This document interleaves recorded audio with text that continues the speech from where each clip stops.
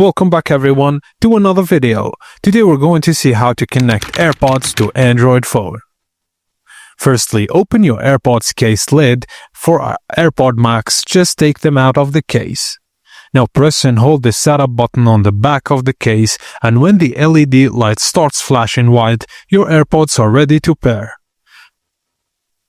Now open your phone settings and go to connected devices, then Bluetooth.